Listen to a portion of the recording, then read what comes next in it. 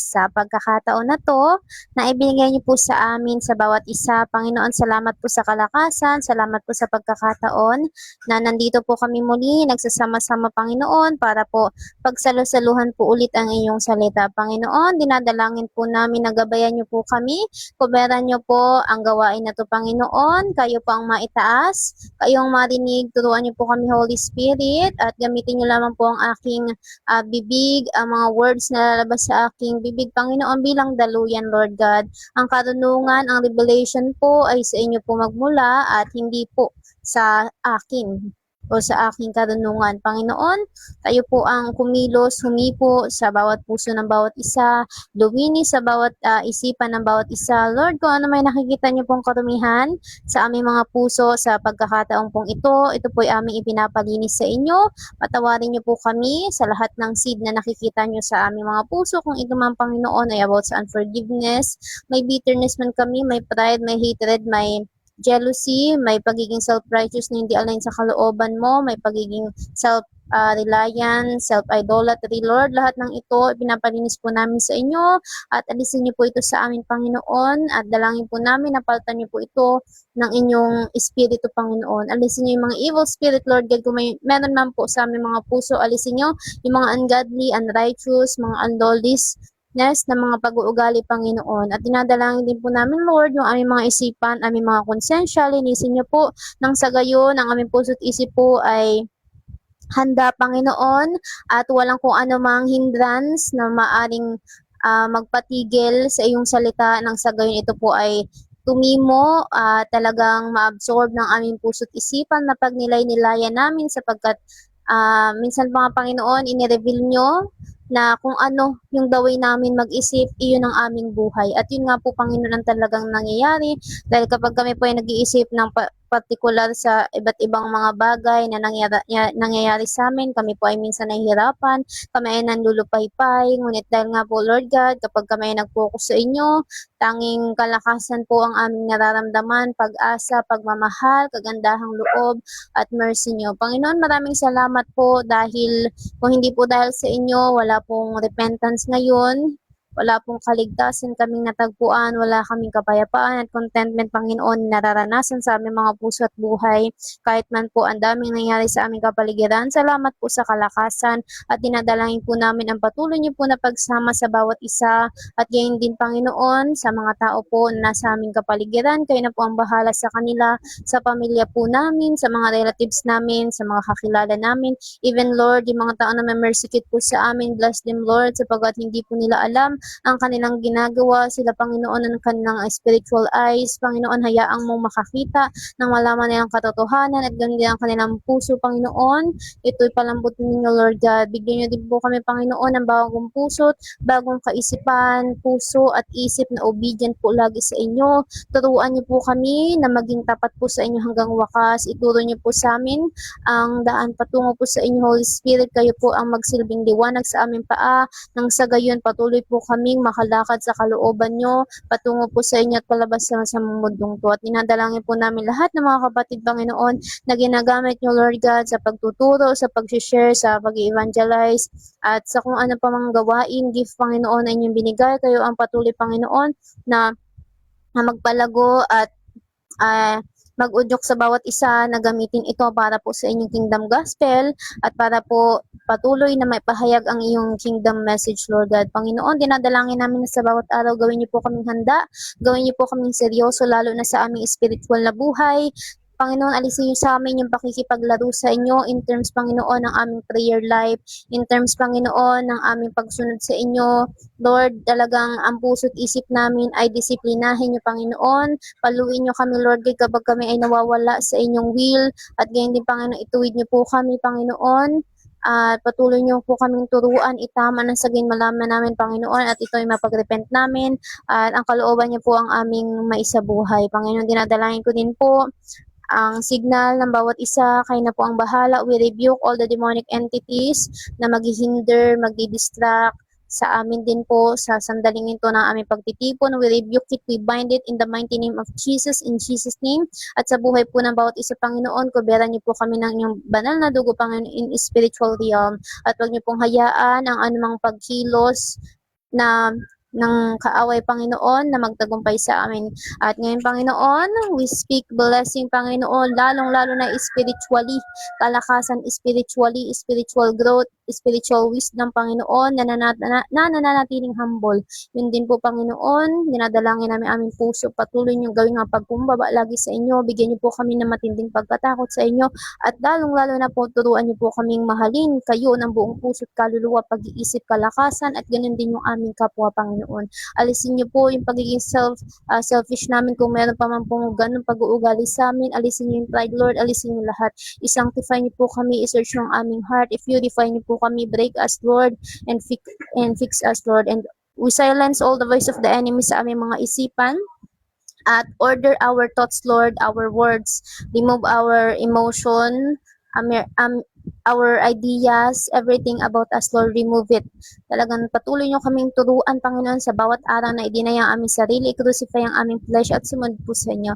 Panginoon, hanggang dito na lang po ang aming dalangin. Sa inyo po namin tinataas ang gawain na to, at ang bawat pong dalangin ng aking mga kapatid, sa inyo ko po itinataas. Kayo na po ang bahala sa lahat. Kayo na po ang magsalita. Kayo po ang maihayag, Panginoon, at wala na pong iba. Salamat po, Panginoong Jesus, sa ngalan ng Ama, ng Anak, ng Espiritu Santo, isang Diyos. Amen. Yan. Amen po. Tayo po ay mag-start na, mga kapatid. Chapter 24 na po tayo. Wait lang po, patayin ko ng electric.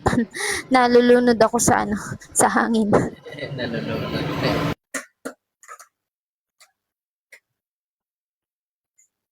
Ayan.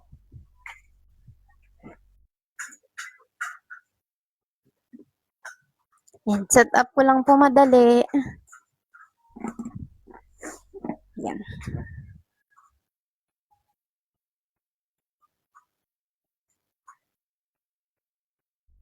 Sige po, Brother Charles. Praise God po. So, sabi po dito, mga kapatid, mag-start na po tayo. Ito po ay patungkol sa mga gawain po ng mga pari. At babasahin po natin ngayon ang kabanata 24 sa unang mga kronika po. Sabi po dito, verse 1, ito po ang mga grupo ng mga angka ni Aaron. Na 'di ba nga po siya po ay ginawang pinakapunong pari ng Diyos, 'di ba po? Ayon po sa kautusan ni Yahweh kay Moises nga po, 'di ba? Si Aaron at ang kanyang angka nang itinalaga nga po bilang maglingkod po sa kanya, 'di ba po? Patungkol sa pag-aali ng mga handog, pagbabasbas, 'di ba po, sa pamamagitan ng pangalan ng Diyos, at iba pa pong mga bagay. At sabi nga po dito, ang mga lalaking anak po ni Aaron ay sina Nadab, Abihu, Eleazar at Itamar. Ngunit nga po, unang namatay sina Nadab at Abihu sa kanilang ama, at wala silang anak, kaya po sina Eleazar at Itamar ang naglingkod bilang mga pari. So, mababasa din po natin yan. Nasa Numbers yan, mga kapatid, even sa Leviticus, yung patungkol po dyan sa pagkamatay nung anak po ni Aaron. Wait lang po, hanapin ko. Pero kapag hindi ko nahanap yung chapter, babanggitin ko na lang po yung patungkol din. Pero hanapin ko na lang din para buo po nating mabasa. Wait lang po. Ito. So, mababasa po natin yan sa chapter 3 ng Bilang. Bilang chapter 3, verse 4 po. Sabi dito, ito po ay patungkol kay Nadab at kay Abihu, kung bakit po sila namatay. Sabi dito, ngunit sina Nadab at Abihu ay namatay sa harap ng altar sa bundok ng Sinai nang magsunog sila ng handog kay Yahweh sa pamamagitan ng apoy na hindi itinalaga para roon. So, kumbaga po sila ay naging disobedience, at yung apoy nga po na dapat gamitin, iyon po yung kanilang hindi ginamit, kaya nga po sila ay namatay. Kumbaga nilapastangan nila at disobey yung kalooban at yung utos na ibinigay ng Diyos. At sabi nga po dito, balik po tayo ulit sa verse 3, sa tulong po ni Sadok na mula po sa angka ni Eleazar at Ahimelech na mula po sa angka ni Itamar, pinagbukod-bukod po ni Haring David ang angkan po ni Aaron ayon po sa kanilang tungkulin. Kumbaga, nagbigay ng mga specific roles. Ganun po yung ginawa po ni Haring David. Sabi po sa verse 4, ang angkan po ni Eleazar ay hinati sa 16 na grupo, at ang angkan naman po ni Itamar sa 8 grupo. Dahil nga po mas marami ang mga pinuno sa pamilya po ng angkan ni Eleazar. Sabi po sa verse 5, ang lahat po ng gawain ay hinati sa mga grupo sa pamamagitan po ng palabunutan. At ito po ay ginagawa nila sa presensya po ito ng Diyos. Even po kapanahon na nila Moises, kapag sila ay ganyan, abot sa palabunutan, nandun din sa Joshua, na kung saan para magkaroon sila, parang ang Diyos po kasi nagdedesisyon sa ganyang way po ng kanilang pamamaraan para po maihati kumbaga yung specific na role o kaya yung lupain. Kasi kung mababasa po natin sa Joshua, ganyan din po yung kanilang ginawa. Nagpalabunatan sila kung saang place yung mga specific po na mga lipi na doon sila maninirahan. Pero ito naman po ay patungkol po ito sa gawain ng mga pari po. At yun nga po, sa pamamagitan din ng palabunutan, at yun nga po, sa harapan po ito ng presensya ng Panginoon. Sabi dito, sapagkat may mga opisyal po ng templo na naglilingkod sa Diyos, mula po sa mga angka ni Eleazar at mula po sa mga angka ni Itamar. So, sabi sa verse 6, si Simayas po na anak ni Netanel na Levita ang tagasulat. Itinala niya ang pangalan ng mga pari sa harap po ng hari at ng mga opisyal na sinasadok na pari, Ahimelech na anak ni Abiatar, at ng mga pinuno ng mga pamilya ng mga pari at ng mga Levita. Salitan po sa pagbunot ang angkan ni na Eleazar at Itamar. So, sabi sa verse 7, ang unang nabunot po ay si Jehoiarib. Ang ikalawa ay si Jedayas, ang ikatlo po ay si Harim, ang ikaapat ay si Seorim, ang ikalima ay si Malakayas, ang ikaanim po ay si Mejamin, ang ikapito ay si Hakoz, ang ikawalo ay si Abiyaz, ang ikasyampo ay si Jeshua, ang ikasampo ay si Sikanayas, ang ikalabing isa po ay si Eliasib, ang ikalabing dalawa po ay si Jakim, ang ikalabing tatlo ay si Jupa, ang ikalabing apat ay si Jezebiyab, ang ikalabing lima po ay si Bilga, ang ikalabing anim po ay si Immer, ang ikalabing pito po ay si Hezer, ang ikalabing walo po ay si Apses, ang ikalabing siyam ay si Pitaya, ang ikadalawang po ay si Hazakiel. Ang ikadalawamput-isa po ay si Jakin, ang ikadalawamput-dalawa po ay si Gamul, ang ikadalawamput-tatlo ay si Delayas, at ang ikadalawamput-apat po ay si Maazayas. So, sabi sa verse 19, ginawa nila ang kanilang mga tungkulin sa bahay ng Panginoon ayon po sa tuntunin na ibinigay ng ninuno nilang si Aaron mula po sa Panginoon, ang Diyos ng Israel. Kasi nga po, di ba, yung mga Levita, sila po ay talagang nakatalaga para po sa Panginoon. Kasi nga po, di ba, sila yung kapalit ng pangalan ng mga Israelita. So, banggitin lang din po natin, nandito yan. Sa may chapter 3 din po nung Numbers na binasa natin kanina. So, sabi po kasi dito, sa verse 5 po ito, ng chapter 3 ng Bilang, patungkol po sa mga pari. So, sabi po dito, at sa angkan po ni Levi, or mga Levita. Sabi dito, sinabi ni Yahweh kay Moises, tipunin mo ang lipi ni Levi at italaga mo sila bilang katulong ni Aaron. At sabi po dito, tutulungan nila si Aaron sa mga gawain sa toldang tipanan at ang mga mamamayan sa kanilang paghahandog. So, yung mga Levita po, yun po yung tinalaga ng Diyos bilang makatulong nga po ni Aaron at lalo na po nung kanyang angkan. At sabi po sa verse 8, sila ang mga ngasiwa sa mga kagamitan sa loob ng toldang tipanan at sila rin ang tutulong sa mga Israelita sa kanilang pagsamba. Ang tanging tungkulin ng mga Levita ay ang tumulong po kay Aaron at sa kanyang mga anak sa gawain nila sa toldang tipanan. Si Aaron po naman at ang kanyang mga anak na lalaki ay itatalaga mo. Kinakausap po kasi dito ay ni Yahweh ay sina Aaron. Ay si Moises po pala. So, yun. At sabi nga po dito, ito po ay command ng Panginoon. So, sabi po dito, sa verse 10, si Aaron naman at ang kanyang mga anak na lalaki ay tatalaga mo bilang pari at sila lamang ang gaganap. So, mula lang po sa angkan ni Aaron, yung gaganap nga po nung mga gawaing kaugnay nito. Sino mang hindi mula sa lipi ni Aaron na gumanap ng tungkulin ng pari ay dapat patayin. At sabi po sa verse 11, sinabi po ni Yahweh kay Moises, pinili ko ang mga Levita bilang kapalit na mga panganay na lalaki, kaya sila'y para sa akin. So verse 13, akin ang lahat ng panganay sapagkat nang lipulin ko ang lahat ng panganay ng Ehipto, ibinukod ko para sa akin ang lahat ng panganay maging tao o hayop. Kaya sila ay akin, ako si Yahweh. So yun po yung naging reason kung bakit ang mga Levita po ay nakatalaga para sa Panginoon, sa toldang tipanan at patungkol po sa mga gawain patungkol sa Diyos. At sabi po dito, ang mga pinuno ng mga pamilya ng mga Levita. Ito naman po yung mga pinuno. Sabi po sa verse 20, ito ang mga pinuno ng mga pamilya ng iba pang lahi po ni Levi. Mula po sa angka ni Amram, si Sobael. Mula po sa angka ni Sobael, si Jehedias. Verse 21, mula sa angka ni Rehabiah, si Isaias ang pinuno. Mula sa angka ni Izar, si Zelomot. Mula po sa angka ni Zelomot ay si Jahat. Mula sa angka ni Hebron, si Jerias ang pinakapuno ng kanilang pamilya. Si Amarayas ang ikalawa, si Jahaziel ang ikatlo, at si Jekamiam ang ikaapat. So verse 24, mula po sa angka ni Uziel, si Mikas. Mula sa angka ni Mikas, si Samir. Verse 25, mula sa angka ni Isaias, na kapatid na lalaki ni Mikas, si Zacarias naman po. Sa verse 26, mula sa angka ni Merari, si Namali at Musi. Kasi nga po 'di ba, tatlo itong anak ni Levi, si Gerson, si Kohat at saka si Merari.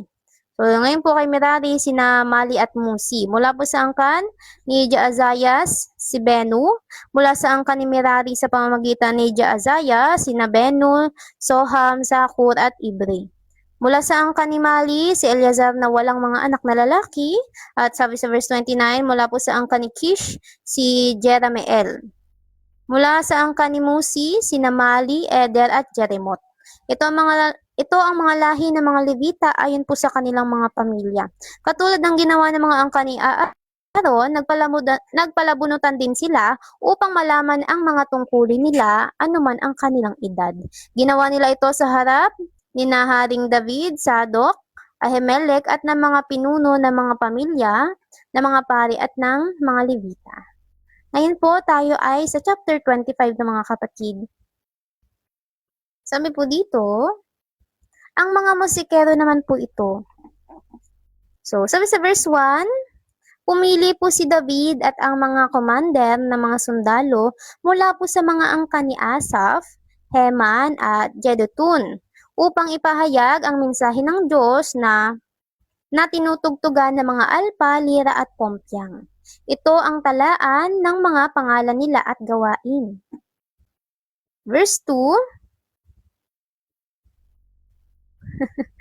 sabi sa verse 2 po, mula po sa angkan ni Asaph ay sina Sakur, Jose, Netanayas at Azarela. Naglingkod sila sa ilalim po ng pamamahala ng kanilang ama.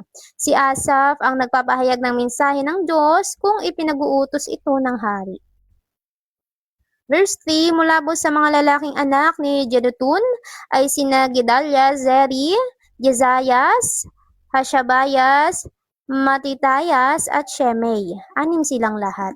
Naglingkod din sila sa ilalim po ng pamamahala ng ama nilang si Jedutun, na nagpahayag naman po ng mensahe ng Diyos na tinutugtugan ng alpa na may pasasalamat at papuri sa Panginoon. At sabi sa verse 4, mula po sa mga lalaking anak ni Heman ay sina Bukiyas, Matanayas, Uziel, Sibuel, Jeremot, Hananias, Hanani, Eliata, Gidalti, Rumamtiezer, Josbikaza, Maloti, Hotel at Mahaziot. So sa verse 5, sila pong lahat ang mga lalaking anak ni Heman na propeta ng hari. Pinarangalan siya ng Diyos sa pamamagitan po ng pagbibigay sa kanya ng 14 na anak na lalaki at 3 anak na babae, ayon po sa ipinangako ng Diyos sa kanya. At sabi po sa verse 6, ang lahat po ng mga lalaking ito ay pinamahalaan ng kanilang ama sa pagtugtog nila ng mga pompyang. So dito makikita po natin, no, may mga kanya-kanyang tungkulin tsaka in order po, 'di ba? Para hindi nagkakagulo at alam nila yung kanilang task na gagawin. So kung i-relate natin yan sa atin, di ba, tayo po ay may iba't ibang gift, tayo ay may iba't ibang ginagampanan po para sa kingdom gospel, kingdom message ng Panginoon. Ito ay paalala lang din mga kapatid, isegue ko na lang din, na yun nga po, huwag tayo magkaroon ng jealous heart, lalo na sa mga kapatid natin, kasi possible, di ba po, kayo naka-experience na nagkaroon kayo ng inggit o kayo naman napatanong kayo sa Panginoon, bakit sila, nalaman na nila yung gift nila, bakit sila nagkaroon sila ng vision kayo hindi, bakit sila na mga baguhan, di ba nga po, ay mas parang visible pa yung spiritual growth kasi sa inyo. Kasi nga po, yun ay magiging doorway ni Satan para lalong makura po ang inyong mga soul. So, kailangan nga po, di ba, talagang wag pakialaman ang buhay ng iba at mag-focus sa Panginoon. Kasi kanya-kanya po tayo ng trabaho at part nga po para sa pagpapalaganap ng salita ng Diyos. Iyan po kasi ay isa sa magpapadapa sa atin bilang tayo nga po, di ba, ay pinipili nating lumakad, di ba nga po, sa kagustuhan at sa landas na patungo sa Panginoon. So, aalisin po yan ng Diyos, talagang ipag-repent din natin yan kasi yan po ay magiging doorway niya para lalo kang madapa, manlamig. At yun nga po, worse, di ba nga po, tumalikod sa Kanya. So, ganun pa man po, tayo po ay manumbalik na. At sabi po dito sa verse 6, ang lahat po ng mga lalaking ito, yun nga po ay pinamahalaan ng kanilang ama sa pagtugtog nila ng mga pompyang, lira at alpa bilang paglilingkod po sa bahay ng Panginoon. So ito po kasi ay wina-worship nila ang Diyos sa pamamagitan po ng musika. Kasi alam naman po natin, di ba, na yung sound, yung music, it is a form of worship. Transport din po yan. Kaya nga po, di ba, kung maalala natin si David, tinutugtugan niya ng alpa si Saul, lalo na nung si Saul po ay sinasaniba ng masamang espiritu. At kapag nagtugtog na po si David ng alpa, di ba, nawawala. So, there is something in sound. Kasi nga po, through sound, through music, through singing, through praising the Lord, ay tinatawag niyo siya. So, nagkakatalo na lang kung sino yung tinatawag nyo sa pagkanta nyo, spirit ba yun ng Diyos, or spirit ng mundo, which is si Satan. Kaya di ba nga po tayo ay maging maingat din sa ating mga pinapakinggang mga worship song kasi di natin alam, di ba nga po, yan ay may chant na ng darkness. So, maging ano lang din po tayo, maingat. So, yun lang naman po, bilang paalala ng mga kapatid. At sabi nga po dito, sina Asaph, Jeduthun at Heman ay nasa ilalim ng pamamahala ng hari. So sabi sa verse 7, sila at ang mga kamag-anak nila na 288 lahat, so in English ko na, ang hirap niya Tagalogin pag numbers, ay mahusay po na musikero para sa Panginoon. So dito makikita natin no, na yung gift sa magagaling kumanta, di ba po, mga mananugtog, ay gift po yan galing sa Panginoon. So kumbaga yan ay talagang ibinigay sa kanila. Kumbaga, talento yan eh. Kung sa ano natin, ang tawag dito wordings natin dito sa mundo, yan ay talent. Talent nyo, magaling kayo kumanta, magaling kayo tumugtog. Pero yun nga po, di ba, in terms naman sa mga instrument, iyan naman po ay napag-aaralan. Pero yun nga po, kapag talagang para sa inyo, di ba nga po, ang pagtutugtog ng specific na mga instrument, talagang magiging mahusay po kayong musikero. At sabi nga po dito, verse 8, pero yun nga po, di ba, sa halimbawa gagawin natin lagi para sa Panginoon, para sa ikaratangal niya. So sabi sa verse 8, nagpalabunutan sila upang malaman ang kanilang tungkulin, bata man o matanda, guro man o mag-aaral. So kumbaga lahat po, diba, nabigyan ng kanya-kanya mga tungkulin. So sabi sa verse 9, ang unang nabunot po sa pamilya ni Asaph ay si Jose at ang mga anak niyang lalaki at mga kamag-anak, 12 po sila. Ang ikalawa ay si Gedalias at ang mga lalaki niyang anak at sa mga kamag-anak, 12 din po sila. Sa verse 10, ang ikatlo ay si Sakur at ang mga lalaki niyang anak at ang mga kamag-anak at 12 din po sila. Verse 11, ang ikaapat ay si Zeri at ang mga lalaki niyang anak at mga kamag-anak, 12 din po. Ang ika-5 ay si Netanyas at ang mga lalaki niyang anak at mga kamag-anak, 12 din po sila. Ang ika-6 ay si Bukias at ang mga lalaki niyang anak at mga kamag-anak, 12 din po sila. Na-add niyo na po ba mga kapatid? Biglang nagpa-quiz eh. Verse 14, ang ika-7 po ay si Jezarela at ang mga lalaki niyang anak at mga kamag-anak, 12 din po sila. Verse 15, ang ika-8 po ay si Jesayas at ang mga lalaki niyang anak at mga kamag-anak, 12 din po sila. Ang ika-9 ay si Matanias at ang mga lalaki niyang anak at mga kamag-anak, 12 po sila. Verse 17, ang ika-10 ay si Shimei at ang mga lalaki niyang anak at mga kamag-anak, 12 din po sila. Ang ika-11 po ay si Azarel at ang mga lalaki niyang anak at mga kamag-anak, 12 din po sila. Ang ika-12 po ay si Hashabayas at ang mga lalaki niyang anak at mga kamag-anak, 12 din po sila. Ang ika-13 po ay si Sebuel at ang mga lalaki niyang anak at mga kamag-anak at 12 din sila. Ang ika-14 po ay si Matitayas at ang mga lalaki niyang anak at mga kamag-anak, 12 din po sila. Verse 22, ang ika-15 po ay si Jeremot at ang mga lalaki niyang anak at mga kamag-anak na 12 din po. Verse 23, ang ika-16 po ay si Hananias at ang mga lalaki niyang anak at mga kamag-anak, 12 din po sila. Verse 24, ang ika-17 ay si Josbekasa at ang mga anak niya lalaki at ang mga kamag-anak, 12 din po sila. Ang ika-18 po ay si Hanani at ang mga anak niyang lalaki at mga kamag-anak, 12 din po sila. Ang ika-19 ay si Maloti at ang mga lalaki niyang anak at mga kamag-anak, 12 po sila. Ang ika-20 ay si Eliata at ang mga anak at ang mga lalaki niyang anak at mga kamag-anak, 12 po sila. Ang ika-21 ay si Hoter at ang mga lalaki niyang anak at mga kamag-anak, 12 po sila. Ang ika-22 po ay si Gidalti at ang mga lalaki niyang anak at mga kamag-anak, 12 din po sila.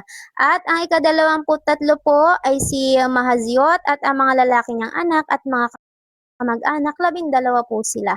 Ang ika-24 po ay si Rumamti Ezer at ang mga lalaki niyang anak at mga kamag-anak, 12 po sila. Ilan po kaya sila mga kapatid? I-add natin mga ilan, 12 na yan. 288 So, daw, 12. sabi ni Sister Talia. 288. Wait, di ba? Kasi yung kanina din po, nabanggit na din natin, no?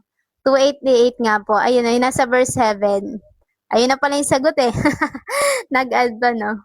So, ayun po tayo ay mag-chapter 26 na. Di ba? Ang dami po nila. Nakasulat na agad. Alam na mapa-quiz na.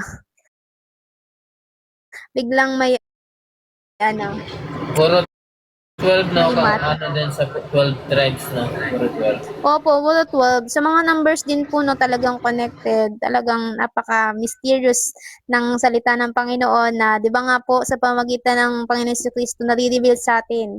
Kasi before, nung binasa natin to, hindi natin maunawaan. Pero dahil, di ba nga po, binibigyan tayo ng Diyos ng wisdom, di ba, nag-grow tayo doon, at ganyan din, di ba nga po, sa spirit niya.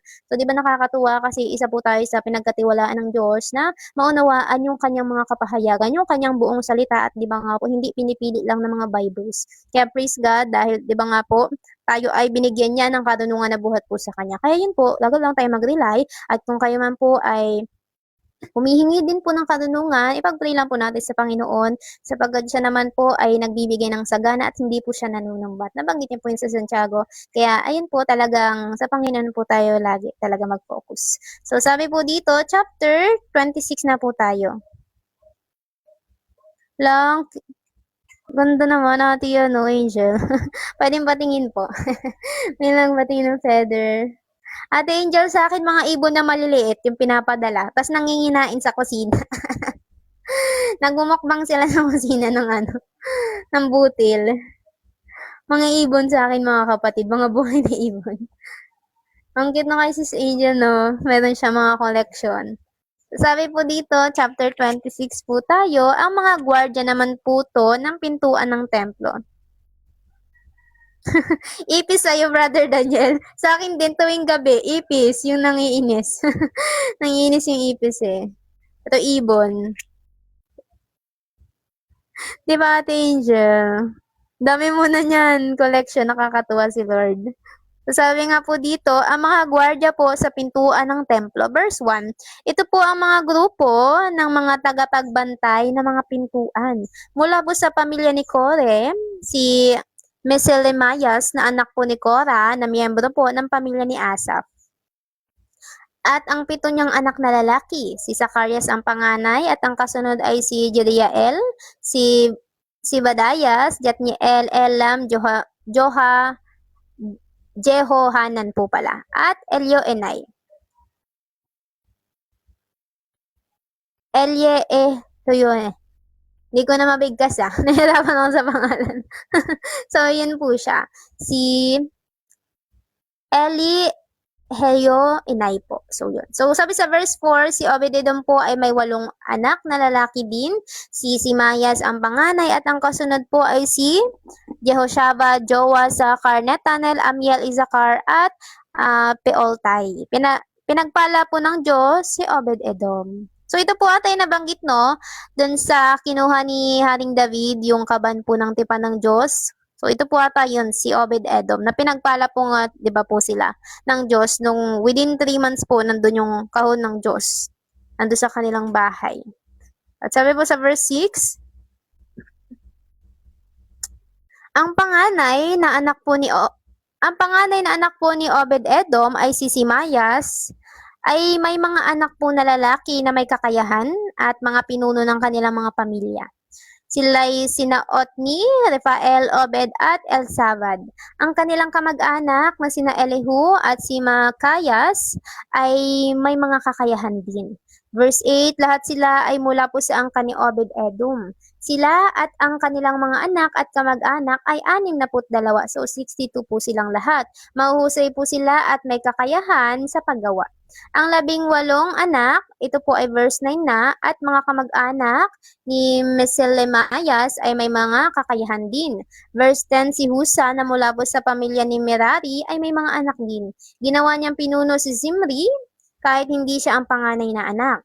Ang sumunod po kay Zimri ay sina Hilkias, Tebalayas at Zacarias. 13 lahat po ang anak at mga kamag-anak ni Husa na mga tagapagbantay po sa pintuan. Verse 12, igrino po ang mga tagapagbantay ng mga pintuan ayon po sa pinuno ng kanilang pamilya.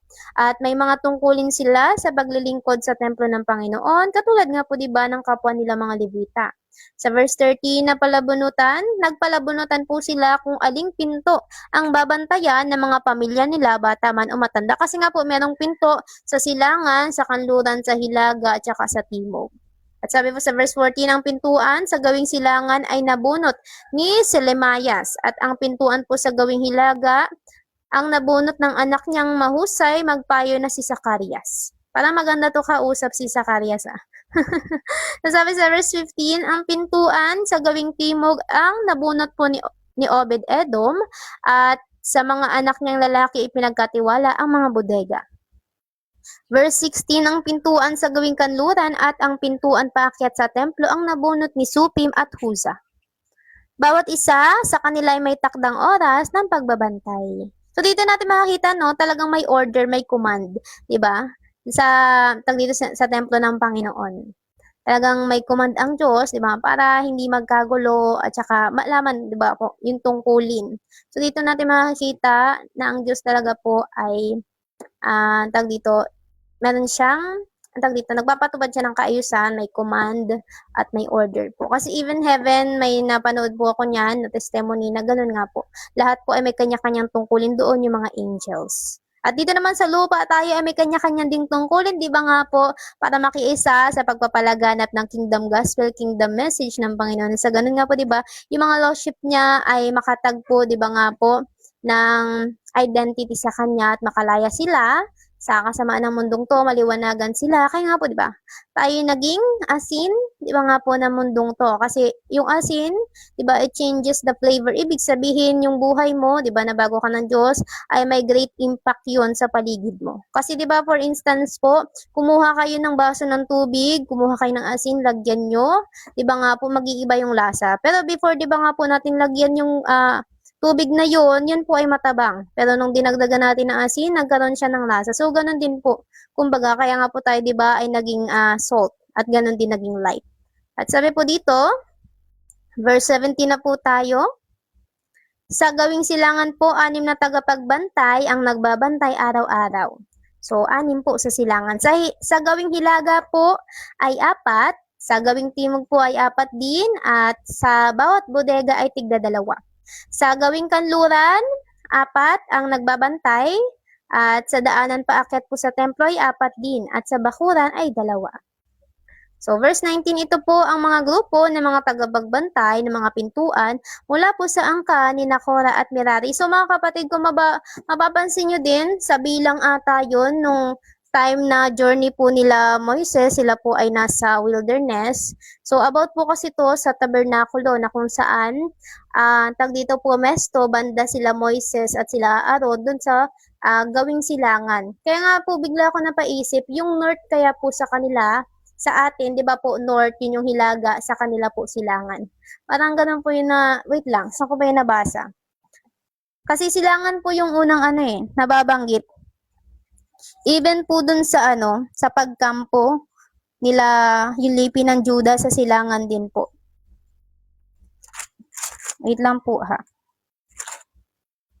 Pagtubos sa panganay, saan ba?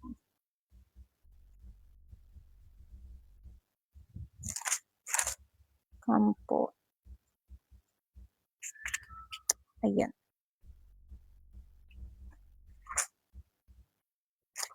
Hindi ko mahanap mga kapatid. So, nasa verse yun. Pero yun nga po, yung about sa silangan, parang yun yung north sa atin ngayon. In terms lang naman po dun sa papatayo ng tabernakulo. And even dito po, no, kung mapapansin natin, mas marami yung nandun sa silangan. So, ibig sabihin possible, yan po yung front nila. Kumbaga, yung pinaka-main tawag dito, main na pintuan. So, sabi po dito sa verse 19, makabaliktad. Ay sa verse 20 na po pala tayo. Ito naman po ay patungkol sa mga ingat yaman at ang iba pang mga opisyal. So ito po yung mga nagtatabi. Diba po, mga treasurer and also yung mga officials. So sabi sa verse 20, ang iba pang mga Levitan na pinamumunuan po ni Ahiyas ang katiwala po sa mga bodega ng bahay ng Diyos.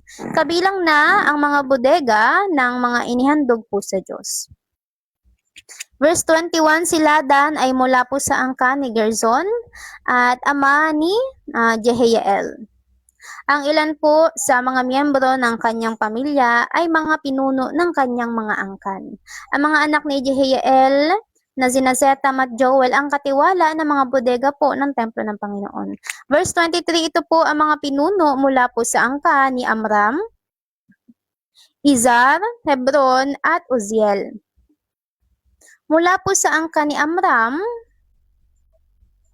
si Sebuel na mula po sa angka ni Gerson, na anak po ni Moises, ang punong opisyal sa mga bodega ng templo.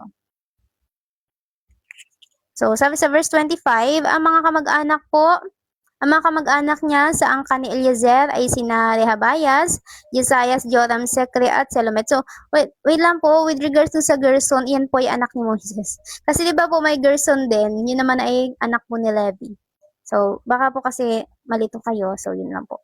So, sabi sa verse 26, si Selomet at ang kanyang mga kamag-anak ang katiwala po sa mga bodega ng mga handog na inialay ni Haring David, na mga pinuno ng mga pamilya, ng mga commander ng libo-libo at ng daan-daang sundalo, at ng iba pang mga pinuno. Verse 27, inihandog nila ang ibang nasamsam nila sa labanan upang gamitin po sa templo ng Panginoon. So sabi sa verse 28, si Selomet din at ang kanyang mga kamag-anak ang nangalaga po sa lahat ng mga inihandog ni Samuel na propeta. Ni Saul na anak ni Kish, ni Abner na anak po ni Ner at ni Joab na anak ni Zeruyas. Ang iba pang mga inihandog ay ipinamahala din nila. Verse 29, mula po sa mga angka ni Izar, si Kenanayas at ang mga anak niyang lalaki ay naatasang maglingkod po sa labas ng templo. Sila po ang mga tagapangasiwa at mga hukom sa buong Israel. Sa verse 30, mula po sa angka ni Hebron, si Hashabayas at ang 1,700 pong kamag-anak niya na may mga kakayahan. Pinagkatiwalaan po sila na mamahala ng mga lupain sa gawing kanluran ng Ilog Jordan. Sila po ang nangangasiwa ng mga gawain ng Panginoon at ng hari po sa lugar na iyon. So, sabi sa verse 31, si Jerias, ang pinuno ng angka ni Hebron, ayon po sa talaan ng kanilang mga pamilya. At nang ika-40 taon po ng paghahari na David, siniyasat ang mga talaan. At natuklasan po na may angkan po si Hebron na si Hebron sa Jazer, nasako po ng Gilead, at may kakayahan sila. Si Jerias po ay may 2,700 na kamag-anak na may mga kakayahan at mga pinuno ng mga pamilya. Sila po ang pinamahala ni Haring David sa lahi po ni Ruben. Diba po ito po ay nasa bandang silangan ng Ilog Jordan, Gad, at sa kalahati pong lahi ni Manasseh. Sila po ang nangangasiwa sa lahat po ng gawain ng Diyos at ng hari po sa mga lugar na iyon. So, yun po yung kabuuan ng chapter 26. Ngayon po, tayo ay chapter 27 na mga kapatid. Ito po ay patungkol naman sa ang mga commander at grupo ng mga sundalo. So, sa verse 1, sabi dito, ito ang listahan ng mga pinuno, mga commander at mga opisyal na mga Israelita na naglilingkod sa hari bilang tagapangasiwa sa grupo ng mga sundalong naglilingkod ng isang buwan sa bawat taon. So dito, kumbaga toka-toka. Each month, meron pong naglilingkod na mga grupo. So sabi dito, ang bawat grupo po ay may 24,000 sundalo. So 24,000 each group. So 'di ba, ang connecting ng mga number na 12, number na 24, ang galing lang. So sabi sa verse 2, si Jesubiam na anak po ni Zabiel ang commander ng mga sundalo sa unang buwan. So, first month po, siya po ang commander. May 24,000 sundalo sa grupo niya. Mula siya sa angkan ni Perez at pinuno ng lahat ng opisyal na mga sundalo tuwing unang buwan.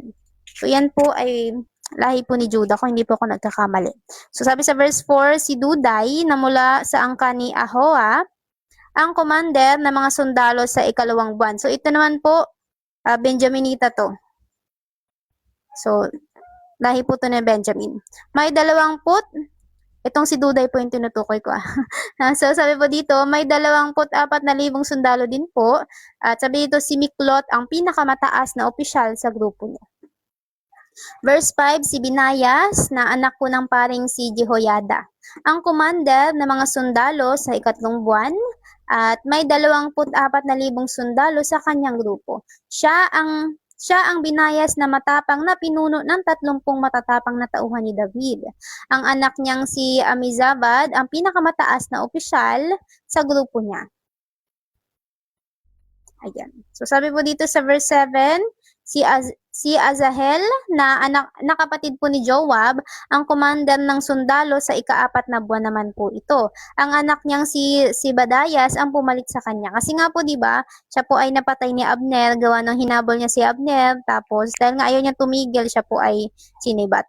Pero yun nga po 'di ba, bilang paghihiganti ni Joab, pinatay niya naman si Abner. So mababasa niyo 'yan nasa First Samuel din po ata yun or second. Second Samuel yun mga kapatid. So sabi dito ang anak niyang, wait lang, ito na pala. Verse 8 na po no, tama po ba? Ayan. So sabi sa verse 8, si Samhot na mula po sa angkan ni Ishar ang commander sa ika-5 buwan naman po. May 24,000 sundalo sa grupo niya. Verse 9, si Ira po na anak ni Ekes na mula po sa Tekoa ang commander ng mga sundalo sa ika-6 na buwan. May 24,000 sundalo sa grupo niya. So verse 10, si Helis na taga-Pilon na lahi po ni Ephraim ang commander ng mga sundalo sa ika-7 buwan. May 24,000 sundalo sa grupo niya. Verse 11, di ba, naka-schedule. Dito natin makikita na simula pa kanina mga kapatid, may order. Di ba po, may command, may kanya-kanyang tungkulin. Yun po yung hina-highlight dito Talagang may kanya-kanyang bahagi ang bawat isa. At kung yan natin, i-apply natin, di ba? Kaya nga sinabi ng Diyos na tayo ay iisang katawan. Katawan niya po tayo. Pero iba-iba nga po, di ba, yung bahagi, iba-iba yung, ang tawag dito, tungkulin natin. Di ba nga po, para sa Kingdom of God, di ba nga po? At gayon din sa Kingdom Gospel niya para yung message ng Diyos ay patuloy pong may paligana. At sabi po dito sa verse 11, si Sibekay na taga-Husa na mula po sa Angkanizera. So ito ay nakapatay nung sundalo. Siya po yung nakapatay ng Filisteo na higante. Ang pangalan ng mapatay niya ay si Sepay, kung hindi po ako nagkakamali. So, galing po siya sa angkan ni Zerah, ang commander ng mga sundalo, sa ikawalang buwan naman po siya. So, si Zerah po, mula po yan sa angkan ni Judah. Kapatid niya po si Perez. May 24,000 sundalo rin po sa grupo niya. Si Abiezer, verse 12, na taga-Anatot na mula sa lahi po ni Benjamin, ang commander naman sa ikasyam na buwan. May 24,000 sundalo sa grupo niya. Verse 13, si Maharay na taga Netofa na mula po sa angkan ni Zerah, ang commander naman po ng mga sundalo sa ikasampung buwan. May 24,000 sundalo sa grupo niya. 24. So, verse 14 na po tayo, si Binayas na taga Peraton na mula po sa lahi ni Ephraim, ang commander ng mga sundalo sa ikalabing isang buwan. At sabi po dito, may 24,000 sundalo sa grupo niya. At verse 15, si Halday na taga Netofa na mula po sa angkan ni Otniel, ang commander ng mga sundalo sa ikalabing dalawang buwan. So si Otniel, ito po ba yung naasawa ni Aksa? Parang saan din po to lahi ni Judah. Parang ito po kasi yung anak ng kapatid ni Caleb. So, ganun pa man, search lang po natin mamaya. So, sabi po dito, may 24,000 sundalo po sa grupo niya. Ayan. So, sabi dito, ang mga pinuno ng mga angkan ng Israel. Verse 16, ito po ang mga pinuno ng mga lahi ng Israel. Sa lahi po ni Ruben, si Eliezer na anak po ni Sikri. Sa lahi ni Simeon, si Patayas na anak po ni Maaka. Verse 17, sa lahi ni Levi, si Hashabayas na anak po ni Kemuel. Sa angkan po ni Aaron, si Sadok. Verse 18, sa lahi po ni Judah, si Elihu na kapatid ni David. Sa lahi po ni Isakar, si Omri na anak po ni Mikael. So, sa verse 19, sabi po dito, sa lahi ni Zebulon, si Ismayas na anak po ni Obadias. Sa lahi ni Naphtali, si Jeremot na anak ni Azriel. Verse 20, sa lahi po ni Ephraim, si Hosea na anak po ni Azazayas. Sa kalahating lahi po ni Manases, si Joel na anak po ni Pedayas. Verse 21, sa kalahati pang lahi ni Manases, di ba po sa Gilead, si Ido na anak po ni Zacarias. Sa lahi po ni Benjamin, si Jaazel na anak po ni Abner. Verse 22, sa lahi po ni Dan, si Azarel na anak po ni Jeroham. Sila po ang mga opisyal na mga lahi po ng Israel. So, yun po yung mga opisyal. So, sabi sa verse 23, ayan. Advance math na din si Brother Joe, Sister Rem. May tumatapat na sa'yo, Sister Rem, si Brother Jonathan. Sabi sa verse Hindi, sister, lahat kasi na sundalo, di ba, 24K lahat yung ano nila? Opo, each group po, Brother Jonathan. Each group. Kanina kasi, di ba, 12 lang Opo. lahat. Ngayon, Puro 24K 12, na, di ba? Di ba, ang galing ng mga numbers. So, sabi nga po dito sa chapter. Verse 23, nang sinensus po ni David ang mga tao, hindi niya isinama ang mga tao na wala pa sa edad na 20 dahil nangako po ang Panginoon na pararamihin niya ang mga Israelita gaya ng mga bituin sa langit. Kasi nga po, di ba, possible na isinama ng Diyos, baka mamatay po sa labanan. So, sino pa po, di ba, yung pangagalingan ng mga binhi para magkaroon ng mga anak. Kasi nga po 'di ba, ang pangako ng Diyos ay pararamihin niya mga Israelita, gaya nga po 'di ba ng bituin sa langit. So madami. 'Di ba nga po. So sabi sa verse 24, inumpisahan ni Joab na anak ni Zeruias ang pagsisensus sa mga tao pero hindi niya ito natapos dahil nagalit ang Diyos sa pagsisensus na ito. So nabasa natin 'to. Wait lang, nasang ano ba 'to? Wait lang po Nandito din po yun sa unang mga kronika, nalimutan ko lang yung kanyang chapter. Baka natatandaan yung mga kapatid. So, ayan. Pero yun nga po, di ba, ito ay iniutos, ayun baka chapter 23. Apo, baka dun nga po sa chapter 23 mga kapatid. Pero yun nga po, di ba, iniutos po kasi yun ni Satan. Hindi po yun kumandang Diyos, kaya nga po, di ba, nagkasala si David. At dahil dun, di ba po, naapektuhan din yung mga mamamayang Israelita. O yun yung kahapon, sister, di ba? Yung namatay is 70,000 ba yan? Opo, 70,000. Pinatay ng anghel na yung may espada. Opo. Kahapon. Tapos naghandog sila Sa may giika ni, wait lang, saan ba yun? Para mabasa din po natin. Wait lang. Wait lang po, hanapin ko lang. Ito nasa chapter 21 po pala mga kapatid. Ayun, praise God ate tayo. Ayun yung Chapter ano, diba? 21. Wrong command dati, Nika. Oo, galing kay Satan. Tapos ni David na ipasensus Ang dami kay tuloy na Joab. pahamak na Israelita yung time Ayun. na yun. Pinasensus niya kasi yung mga Israelita eh. Opo. Possible yung po no, yung discernment. Parang ganun po yung pinapahiwatig dito.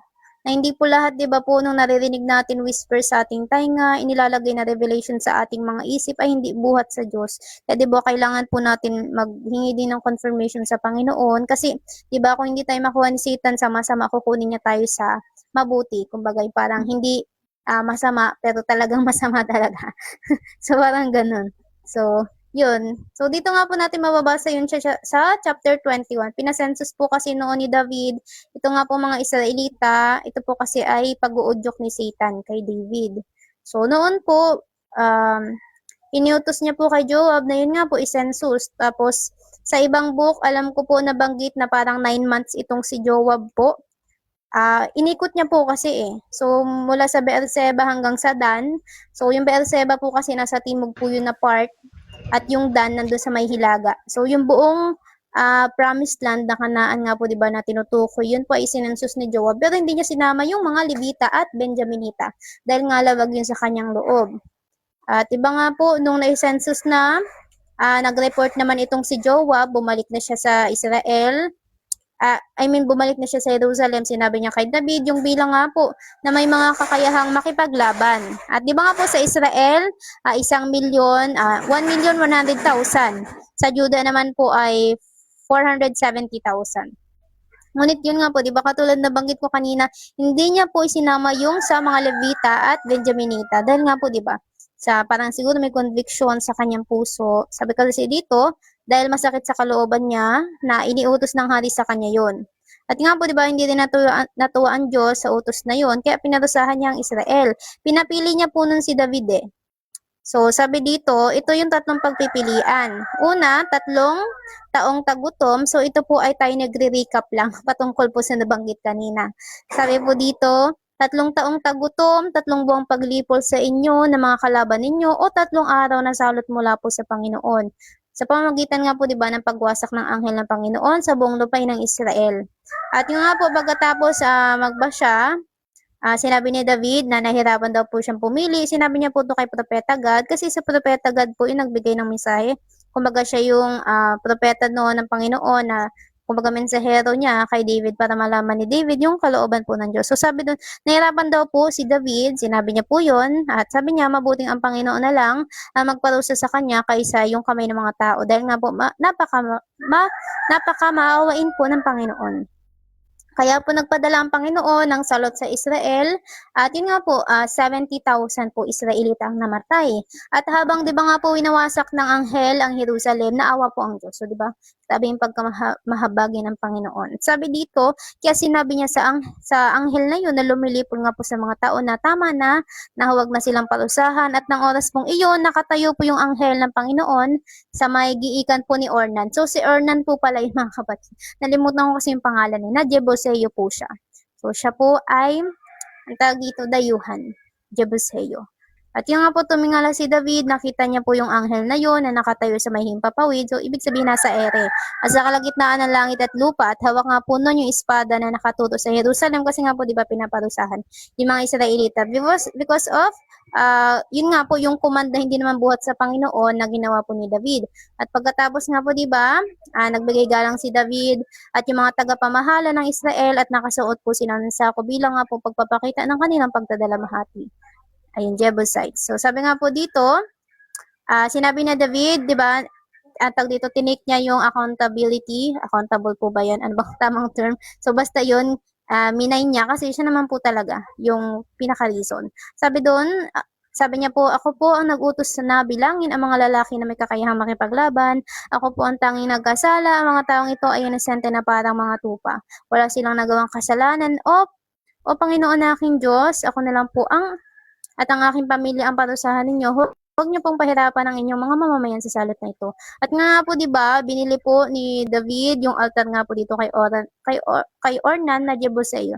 At doon po sila, andag dito, nag-alay po ng handog. Ayan, so mababasa natin yan dito sa part na ayan, so sabi po dito sa verse 25, kaya binayaran po ni David si Ornan ng 600 pirasong ginto, so 600 pieces of gold. Para nga po sa lupa na iyon, 'di ba, sa may giikan po ni Ornan, pagkatapos po, yun gumawa siya ng altar. Mga kapatid, i-check niyo po sa GC yung about sa sinend ko na altar. Napaka-insightful niya po. So napakahalaga na maunawaan natin about sa altar at saka sa covenant. At sabi po dito, para sa Panginoon nga po at nag-alay ng mga handog na sinusunog at ng mga handog pang kapayapaan. At yun nga po, sinagot siya ng Panginoon sa pamagitan ng pagpapadala ng apoy mula po sa langit upang sunugin nga po yung handog sa altar. At pagkatapos po nun, yung anghel po ibinalik niya na yung espada niya sa lalagyan nito, kumbaga tinigil na yung pagpaparusa nga po diba sa mga Israelita. At sabi sa verse 28, yun nga po nang makita ni David na sinagot po ng Panginoon ang kanyang dalangin, nag-alay pa po siya ng handog. So, di ba, una nag-alay siya, nag-alay pa po siya ulit. At yun nga po, sa giikan pa rin po ni Ornan na Jebuseo. At ng panahong iyon, yun na po. Kayo na magbasa ng other part, pero yun po yung tinutukoy doon. Dito sa my chapter 27. Tama ba? 27 na tayo. Ayan. Ayun. Ito yun mga kapatid, yung tinutukoy po sa verse 24, balik na po tayo sa chapter 27 ng unang mga kronika, yung patungkol nga po, di ba, sa pagsisenso sa mga tao. Pero yun hindi nga po natapos. Dahil nga po nagalit ang Diyos sa pagsisensus na ito kasi hindi niya nga po iniutos. Utos po ni Satan. Sabi dito, kaya nga po ang kabuang bilang ng mga Israelita ay hindi na itala sa listahan ni David. Kasi nga po, di ba, hindi po ibinilang ni Joab yung mga Levita at mga Benjaminita kasi nga po, labag sa kanyang kalooban. At saka within 9 months din siya nun mga kapatid. Nalimutan ko kung saang book yun, pero parang nasa 2 Samuel yun. Andun yun, 9 months and something. So, sobrang tagal ng mga kapatid. At sabi po dito sa verse 25, ang mga opisyal po sa kaharian. Ito na ang mga officials. So, sabi sa verse 25, si Asmavet na anak ni Adiel ang namamahala po sa mga bodega sa palasyo ng hari. So, dito natin makikita po na yung iba't ibang mga tungkulin at yung mga taong tag dito na ilagay sa ganong tungkulin, di ba po, itinalaga. At makikita din natin, di ba po, yung command, yung order at yung kaayusan. So, na mare-reflect nga po natin ngayon, di ba, sa mga parts ng Diyos na katawan niya, which is tayo yung tinutukoy na may iba't ibang mga gampanin. Para nga po sa pagpapalaganap nga po ng kanyang kingdom gospel. So, sabi po dito, si Jonathan na anak ni Uzziah, ang namamahala sa mga bodega, sa mga distrito, bayan, baryo at sa mga tore. Si Ezri na anak po ni Kelub ang namamahala sa mga nagtatrabaho sa bukid ng hari. Si Shemei na taga-Rama ang namamahala sa mga ubasan ng hari. Si Zabdi na taga-Sepan ang namamahala ng mga produkto nito, ang bunga ng ubas at alak. So sa verse 28, si Baal-Hanan na taga-Geder ang namamahala ng mga puno ng olibo at sikomoro sa mga kabululan sa kanluran. Si Joash ang namamahala sa mga bodega ng langis ng olibo. Verse 29, si Sitray na taga-Saron ang namamahala ng mga kawa ng hayop na pinapastol po sa Saron. Si Safat na anak ni Adlai ang namamahala ng mga kawa ng hayop sa mga lambak. So verse 30, si Obel na Ismailita ang namamahala ng mga kamelyo. Si Jedeyas na taga Meronot ang namamahala ng mga asno. Si Jaziz na Hagrio ang namamahala ng mga tupa. At sila pong lahat ang mga opisyal na namamahala sa mga ari-arian ni Haring David. So sila po kumbaga ay mga katiwala.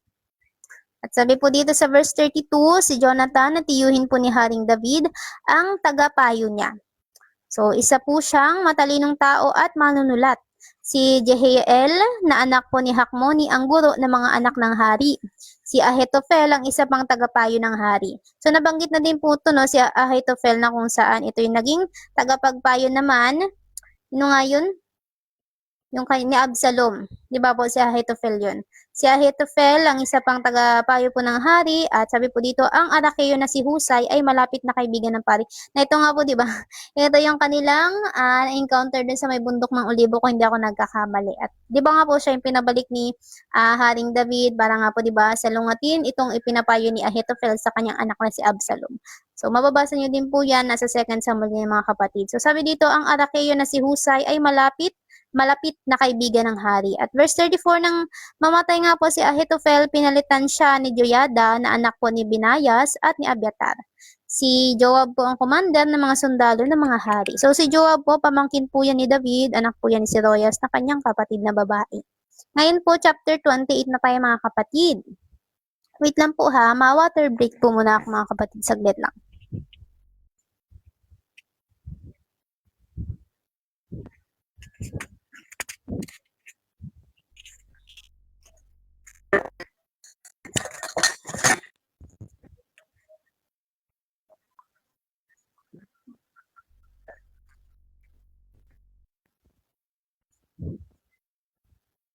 Amen, Sister Rem. May kanya-kanyang trabaho para tayo. May nagtuturo, may tagalay, may taga-share screen, etc.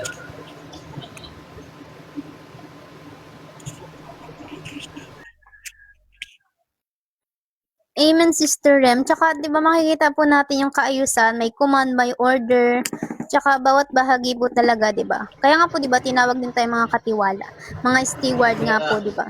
Talaga yung Diyos. Panginoon natin is God of order, Sister. Amen, yun po. Talagang may kaayusan sa kanya. May taga-tap-tap. Tapos may taga-tap-tap nanay, no? Ang cute. Para ma-boost yung live, di ba? Ano din yan? Kasama din yan sa part, di ba po? Gawain. Kasi may effort din yan yung kamay mo, tinatap-tap mo. So, ganun pa man, doon po tayo sa chapter 28. Ito po ay ang plano ni David para po sa templo. So, during that time nga po, ay hindi pa napapatayo yung templo, di ba nga po? Na, ang tawag dito, plinano niya David para nga po sa karangalan ng pangalan ng Panginoon. Kasi nga po, di ba, sinabi niya doon kay propeta, sino ba yun, Nathan, kung hindi po ako nagkakamali, na siya, nandun siya sa may palasyo, di ba nga po nagawa sa Cedro, ngunit ang Panginoon nandun lang daw po sa may tolda. So, gusto niya pong pagawan ang Diyos, na yun nga po yung establishment or physical na temple. At di ba nga po, yun po ay natupad sa pamamagitan po ng kanyang anak na si Solomon. Ayan, so sabi po dito, verse 1, ipinatawag po ni Haring David sa Jerusalem ang lahat po ng opisyal ng Israel. Ang mga opisyal ng mga lahi, ang mga commander ng bawat grupo ng mga sundalo na naglilingkod sa hari, ang iba pang mga commander ng libo-libo at daan-daang sundalo, ang mga opisyal na namamahala sa lahat ng hari-arian at mga hayop ng hari at ng kanyang mga anak. Ang mga opisyal ng palasyo, ang mga makapangyarihang tao, at ang lahat ng mahusay na sundalo. So, kumbaga, yung may mga talagang matataas na katungkulan na makakatulong nga po ni Solomon, lalo na dito sa pagpapatayo nga po ng templo. So, sabi po dito sa verse 2, tumayo si David at sinabi, makinig kayo, aking mga kaibigan at tauhan. Gusto ko sanang magpatayo ng bahay upang paglagyan ng kahon ng kasunduan ng Panginoon na ating Diyos. So, ito na din po yung kabanantipan. Upang magkaroon ng tungtungan ang kanyang mga paa. Amen. Kasi nga po, di ba, even Solomon nabanggit niya nung, sana ba yun? But First Kings po ata yun, na paano magkakasya ang Diyos dun sa ipinagawa niyang templo. Kung yung pinakamataas nga na langit, di ba nga po, ay hindi magkasya ang Panginoon. Kaya nga po, di ba, itong lupa ay kanyang tungtungan. At yung langit, yun po ang kanyang trono. At sabi po dito, at nakapagplano na ako para sa pagpapatayo nito. Kumbaga po, pinaghandaan po talaga ni David kasi gustong-gusto niya po talaga na parangalan ng Panginoon sa pamamagitan nga po nitong bahay nga po na tinutukan niya, which is yung templo po. Verse 3, ngunit sinabi ng Diyos sa akin, hindi ikaw ang magpapatayo ng bahay para parangalan ng aking pangalan, dahil isa kang sundalo at marami kang napatay. So dito i-take natin as dito, spiritual way na sa kanya mga kamay may mga blood, kumbaga po, yung kanya mga napatay. Kaya po, di ba, parang ang gusto ng Diyos, yung mga hindi nakapatay, inosente, which is yun nga po si Solomon. Kasi during po na paghahari ni Solomon, walang digmaan. May dungis yung kamay niya. Opo, yun po, Brother Jonathan. Tsaka 'di ba po sa testimony nung Black American no about sa blood no ginagawa natin kunyari nagawa tayo ng kasalanan or specifically about sexual things yung about sa masturbation and so forth. So yun o kaya naman yung parang pagsisidus sa iba sa pamamagitan ng tag dito seducing picture image mo. So kung sino maka-receive noon ng mga tao, 'di ba? At may ginawa silang karamihan sa kanilang sarili. So, ikaw, na kumbaga, naging rason ng pagkataba ng iyong kapatid ay nasa iyong kamay ang kanilang blood. At iyan nga po, di ba, yung kailangan mong tag dito sagutin pagdating po ng Judgment Day. Amen, Brother Charles. Magpatulong ka, brother, para po, di ba, sama-sama tayo, tulong-tulong tayo dito. So, sabi nga po dito, ayan. Sana po ba ako? Ayan, verse 4 na pala, pasensya na po. Ngunit sa kabila nito, pinili ako ng Panginoon, ang Diyos ng Israel, mula sa aming pamilya, na maging hari ng Israel magpakailanman. Amen. Kasi nga po, di ba, hindi naman po yung physical appearance ang tiningnan ng Diyos. Kasi nga po, di ba, si Samuel, nung pinadala po siya ng Diyos, doon nga po, di ba, sa kala Jesse, di ba po, sa Bethlehem po ata yung kung hindi ako nagkakamali. Tama po ba? Sa Bethlehem po ba yun? So, yun nung pinadala po itong si Samuel, para nga po di ba buhusan or talaga itong si David bilang kapalit nga po ni Saul, akala niya yung unang kapatid, which is Abinadab po ata yung pinaka-pangalan. Nalimutan ko pa basta tatlo po yung nabanggit. Ay, hindi tatlo eh. Parang 6 ata kasi pampito po si Haring David eh. Pero yun nga po di ba hindi po sa pamamaraan or standard ng tao yung pagpili ng Panginoon. Kundi nga po, di ba, hindi physical, na hindi sa nakikita, kundi sa hindi nakikita, which is yung puso. Yung puso po kasi ni David, ang nakita ng Diyos, di ba nga po, na siyang gagamitin niya, para nga po italaga, bilang tagapamahala po ng kanyang mamamayan, mga Israelita. Kasi nga po, di ba, si David po ay pastol. So, siya po ay may kakayahang mag-lead, di ba nga po? Katulad ng ginagawa ng pastol, di ba po, nagpapakain siya, nagpapainom, at ganun din, tag dito, pinaprotektahan niya, di ba nga po, sa mga mababangis na hayop, yung mga tupa. So, even kay Moises po, di ba, tupa din, di ba po, bago siya tinawag ng Diyos, ay naging tupa din po siya. Ay, naging tupa. Pasensya na po, naging pastol. Naging pastol po si Moises na mga tupa. So makikita po natin no, na talagang pinipare ng Panginoon yung kanilang magiging gampanin doon sa kanilang mga naging buhay before nga po sila tawagin. Na ganun nga din po tayo, di ba? Meron tayong naging training ground before tayo nandito, di ba po, na nakikibahagi sa Kingdom Gospel. Maaring iba sa atin na train na magsalita o kaya naman na manugtog, o kaya naman mga bagay na magagamit ng Diyos para nga po, di ba? Tayo ay maging vessel ng sa gayon mapalaganap, di ba po, ng mabilisan ang kanyang Kingdom Gospel ng sa gayon siya po ay dumating na at makapanginig yung mga taong nasa kadiliman at tag dito, nasa mga kamay or mga bitag ni Satan. So sabi po dito, nasa verse 4 pa rin pala. Sabi dito, pinili niya ang lahi ni Judah bilang pinuno ng mga lahi. Amen. Kasi even sa Numbers, di ba po, sila Judah, lahi ni Judah ang lagi nanguna, lalo na kapag patungkol sa paglalakbay. Basta, talagang pinili na po ang lahi ni Judah. Siya po talaga yung nanguna. Kaya nga po, di ba, tayo yun. Tayong, kabilang tayo sa tribe na yan, first fruit, di ba nga po. Sabi po dito, at mula sa lahing ito, pinili niya ang aking pamilya, at mula sa aking pamilya, ikinalugod niya ang pagpili sa akin bilang hari ng buong Israel. At verse 5, binigyan ako ng Panginoon ng maraming anak na lalaki, at mula sa kanila ay, di ba nga po, pinili naman ng Diyos si Solomon. At tinawag din po si Solomon na Jedediah, na ang ibig sabihin ay mahal ng Diyos. Di ba nga po, saan ba to part? Nasa may ano to 2 Samuel ata ito mga kapatid. Yung about kay Bathsheba. So, mababasa nyo yun. Si Bathsheba po kasi yung kanyang ina, ni Solomon. So, yun. At sabi nga po dito, si Solomon po, ay wait lang, saan na ba? Pinili niya si Solomon na maghari sa kanyang kaharian ang Israel. Kumbaga, susunod, di ba nga po, na taga-pamahala ng kanyang mamamayang Israelita.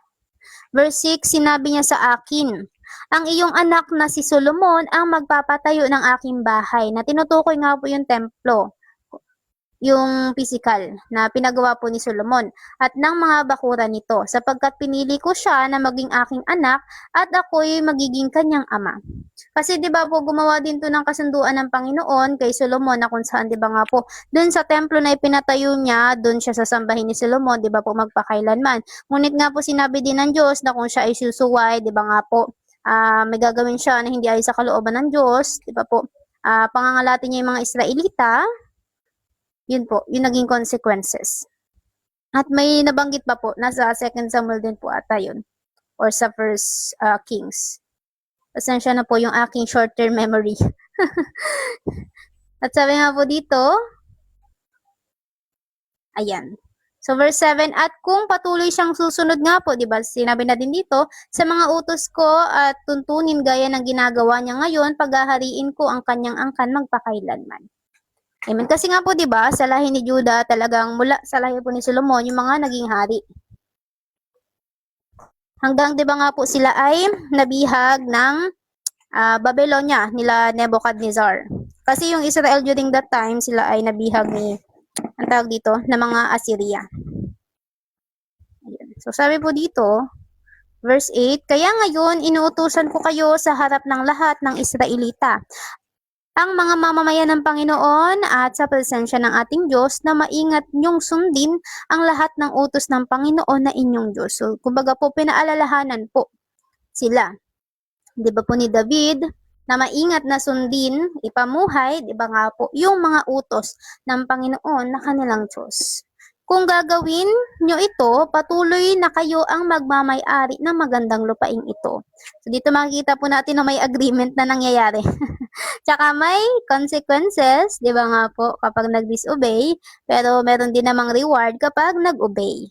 At sabi dito, at ipapamanan nyo ito sa inyong mga angkan magpakailanan. So, even yung mga salinlahi na mga susunod pa, di ba nga po, ay mananatili doon basta maging tapat, di ba po, obedient sa Panginoon. Verse 9, at ikaw, Solomon, na anak ko, kilalanin mo at paglingkuran ang Diyos ng iyong ama ng buong puso mo at isip. Amen. Dahil nakikita ng Panginoon ang bawat puso ng tao at nalalaman niya ang ating layunin at pag-iisip. Kaya nga po, di ba, walang makakatago sa Panginoon. Even though nagpe-perform tayo na talagang grabe yung eagerness natin patungkol sa Panginoon, sa mga Bible verses, sa mga revelation sa atin, pero yung pala, malayo ang puso natin sa Panginoon. Kaya nga po, di ba, puso po talaga ang tinitingnan ng Diyos at hindi yung panlabas na ating ginagawa na kahiplukitan lang pala, na pagkukunwari. Kaya po, di ba, wala tayong may tatago sa Diyos. Alam niya po lahat, laman ng isip natin at laman ng puso natin. Maaring, di ba po, ibang tao talagang naniniwala na talagang sinasamba, di ba po, na ng mga taong yun, yung Diyos, di ba nga po, pero sila po ay whitewash tombs lang pala, di ba?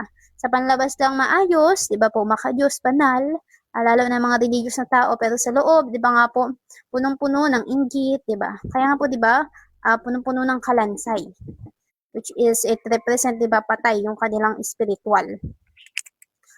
At ganun din, patay sila sa pagsuway at kasalanan. Sabi po dito, dahil nakikita nga po ng Panginoon ang bawat puso ng tao, at yun po, nalalaman niya ang ating layunin at pag-iisip. Kung dudulog ka sa Kanya, tutulungan ka niya. So, di ba, lalapit, kailangan natin lumapit sa Panginoon. Kasi nga po, di ba, kapag wala tayo sa presence ng Diyos, doon talaga tayo mas nagiging prone sa mga attacks ni Satan, nagiging wala tayong peace, wala tayong contentment, miserable ang buhay. So, yun. At dahil nga po din, sinabi dito, kung dudulog ka, so kailangan mong lumapit. Kailangan mong ipagkumbaba ang iyong sarili sa Panginoon at tutulungan ka niya. Pero, kung tatalikod ka sa Kanya, ito naman po, kumbaga yung, ang tawag dito, magiging hindi magandang kahihinat na naman, kung tatalikod, apostasy po ito. Diba? Na-encounter mo ng Panginoon, nakakilala ka sa Kanya, maayos naman yung paglakad mo, ngunit bigla nga po, diba, may nagpatigil, maaring persecution, kasi nga po, death ang tawag dito, death of desire, death of self ang kailangan natin araw-araw. Kasi nga po ito po ay patungkol sa katanungan na hanggang kailan ka magi-stand firm, 'di ba nga po, sa kagustuhan ng Diyos. Kasi nga talagang lume-level up, 'di ba po, yung persecution na experience natin kasi nga pinupurify din tayo ng Diyos. Inaalam niya kung talaga magiging tapat tayo sa kanya hanggang wakas. So 'di ba kailangan natin mag-endure at hingiin lagi sa Panginoon yung kalakasan at turuan tayo na total surrender, submitted sa kanya at pag-deny sa sarili at pag-crucify sa flesh. So yung mga old life habits kasi natin, yun yung naging reason, naging pain ni Satan para 'di ba alisin tayo sa presensya ng Panginoon, which is 'di ba wala tayo sa presensya ng Panginoon, mamamatay tayo. Nga po 'di ba tayo ay sanga at siya ang puno. So 'di ba putulin mo yung sanga sa puno, anong mamamatay? Anong mangyayari? 'Di ba mamamatay po. Siya ay matutuyo. So mawawalan siya ng buhay. So ganun din po tayo kapag tayo po ay wala sa Panginoon, kumbaga hindi tayo nag-abide sa Kanya, lalo na sa Kanyang commandment, di ba po, mga inuutos niya. So yun po yun. Itatakwil ka niya magpakailanman. So di ba, ang sakit na no, magpakailanman. Sabi for everlasting. Kung tatalikod sa Panginoon, di ba, hindi magpapatuloy sa Kanya. At di ba, tatalikod, babalik sa dating kalagayan katulad ng asawa ni Lot, di ba nga po, na kung saan, even though, di ba po, yung paa niya parang obedient. So, yan na yan yung mga taong, kumbaga, nagpapanggap na sila ay may Diyos, sige silang serve para silang si Martha. Di ba po? Pero di ba nga po, si Maria, siya ay nananatili sa presensya ng Diyos, which is, ibig sabihin nun, yung puso mo, may intimacy kayo ng Panginoon, may pakikipag-isa kayo, kumbaga sa isa't isa. At ganun din, di ba po, yung kay asawa ni Lot, 'di ba po? Yung kanyang mata, inilingon niya ulit. Ibig sabihin nun, maaring yung paa niya ay obedient, 'di ba po, sa pagsabi, 'di ba, ng Panginoon na wag nga po 'di ba babalik. Pero yung paa niya, okay, nag-obey siya. Pero yung puso niya, 'di ba nga po? Nga po puso ang sinisiyasat ng Panginoon. So, yung mata nga po, 'di ba, ay windows to the soul. Tama po ba yung term ko? So, sa pamagitan ng mata, 'di ba po? So, tag dito, doorway yung papunta sa soul mo. So, ibig sabihin yung mata na yun, which is represent her soul, yung state ng kanyang soul na kung saan, 'di ba nga po, siya ay hindi niya maiwan yung Sodom. So anong nangyari, lumingon siya. At nung lumingon siya, siya po ay naging asin. 'Di ba po, na preserve siya. So ayun. Kaya yun po talagang endure at focus sa Panginoon. Kasi puso din po talaga 'to, yung titingnan niya. Kaya kailangan nating more time to read His Word, to pray, mas makilala talaga siya, talagang have time para sa Kanya po. At sabi po dito, verse 10 na po tayo, kaya pag-isipan mong mabuti. Kaya pag-isipan mo itong mabuti, kumbaga talagang parang i-meditate mo. Itong mga katulad nito, yung nabanggit kanina, di ba nga po na kung lalapit tayo sa Kanya, tutulungan tayo ng Diyos, pero kung tatalikod tayo sa Kanya, itatakwil niya tayo magpakailanman. Kaya i-meditate po natin yan. Sabi dito, pinili ka ng Panginoon upang ipatayo ang templo upang roon siya sambahin. At yun na nga po yung templo or yung physical. During that time, diba nga po na pinatayo ni Solomon. Pero ngayon nga po, diba, spiritual na. Spiritual houses. Kaya nga po, diba, ang foundation natin yung Panginoong Jesus. Kaya kung tayo ay, diba po, nakaset ang ating isip sa mga nagtuturo sa mundong ito, diba nga po, tayo ay mabubuwal, tayo ay mga tao na nagtayo sa buhanginan at hindi sa batong pundasyon. Kaya nung may persecution, may pagyuyugyug na ginawa ang Diyos, diba po, nabuwal, nawasak yung spiritual house nila. Kasi nga po, hindi, kumbaga, naka-sentro or rooted, di ba po, by the word of God. Sabi po dito, magpakatatag ka. Amen. Focus sa unseen, opo, at wag sa seen world. Kasi nga po, di ba, lahat naman ng bagay dito sa nakikita natin maglalaho. Pero yung unseen, di ba po, na world, which is it represent po kasi yung spiritual life natin. So, yun po kasi tayo eh. We are spiritual being. We are spirit with physical body. So, yun. Kaya, di ba, sabi ni Solomon, vanity, walang kabuluhan ng lahat nandito sa mundo. Kasi nga po, di ba, lahat ng achievements, lahat ng hinahabol mo, lahat ng kung anong pinagkakaabalahan mo, lalo hindi ko about sa Panginoon, yan ay parang hangin lang sa spiritual realm. Nga po, di ba, mag-isip-isip tayo at talagang magbasa ng salita ng Diyos kasi sa Word of God, nandyan yung freedom, nariyan siya, nandyan yung buhay. 'Di ba nga po, kapag nabasa natin na mali pala yung specific na inuugali natin, 'di ba malalaman natin, magkakaroon tayong conviction. Kaya ito, 'di ba, tawag dito, tayo ay na-purify na, nasa-sanctify sa ating mga puso, 'di ba? Sa pamamagitan ng salita ng Panginoon at ng banal na espiritu na siya nga po 'di bang naglilinis, 'di ba? Para tayo maging kalarawan ng Diyos na siyang nawala dahil sa disobedience. So para maibalik 'yun, kailangan natin ng obedience sa Panginoon. Kasi nga po yung Holy Spirit, 'di ba, siya yung tubig. So kumbaga, yung puso natin naman, ang tawag dito, yung puso po kasi natin, it represent our spirit eh. So, yung estado ng iyong pag-uugali, ng iyong espiritu nariyan sa puso mo. So, yung Holy Spirit, kapag nariyan siya sa puso mo, kumbaga aalisin niya yung mga evil spirit yan, mga masasamang ugali. At 'di ba pababanalin niya, kaya nga po 'di ba magkakaroon na ng fruit of the Holy Spirit.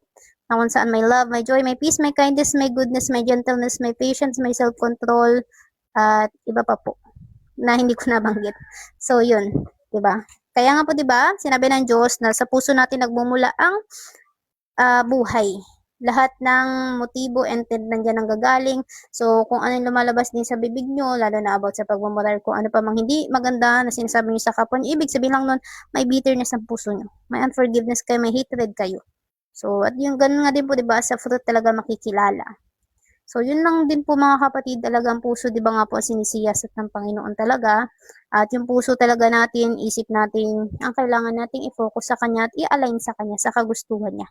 So, sabi po dito, wait lang po magpakatatag ka at gawin mo ang gawaing ito. Verse 11, pagkatapos ibinigay po ni David kay Solomon ang lahat ng plano sa pagpapatayo ng templo. So, di ba po, plinano na po ito ni David. Di ba nga po, yung mga nasamsam niya na mga ginto, ng mga pilak, na mga tanso, ng mga bakal, di ba po sa mga pakikipaglaban niya sa mga ibang mga bansa, sa Filisteo po ata yung isa noon, sa Edom, sa Moab, sa Arameo, Amalek. So yun, yung lahat ng mga nakuha doon, na ginto, pilak, tanso, mga bakal, yun po kasi ay para sa preparation nga po nitong templo na gagawin, na ipapatayo nga po 'di ba ni Solomon. Kasi nga po 'di ba sinabi ng Diyos na hindi nga pwedeng si David, kasi nga po 'di ba may dungis yung kanyang kamay ng mga dugo dahil nga po doon sa labanan na nangyari. Pero 'di ba nga po sabi ng Diyos na sa kapanahunan ni Solomon, 'di ba, bibigyan ng kapayapaan ng buong lupain. Kaya yun po,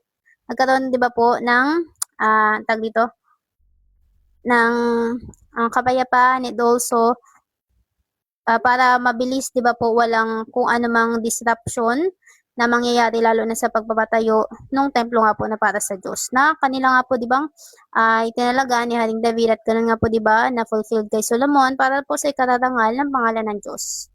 At sabi po dito, pagkatapos yun, binigay po ni David kay Solomon lahat ng plano sa pagpapatayo nga po ng templo at ng mga balkonahin nito, mga gusali, mga bodega, mga silid sa itaas, mga silid sa loob, at ang silid kung saan ang mga dito, at ang silid kung saan ang mga kasalanan ay pinapatawad.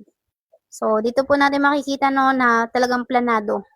May plano kasi 'di ba po, even sa ating generation ngayon, bago tayo gumawa ng bahay, 'di ba? Kung kung professional ang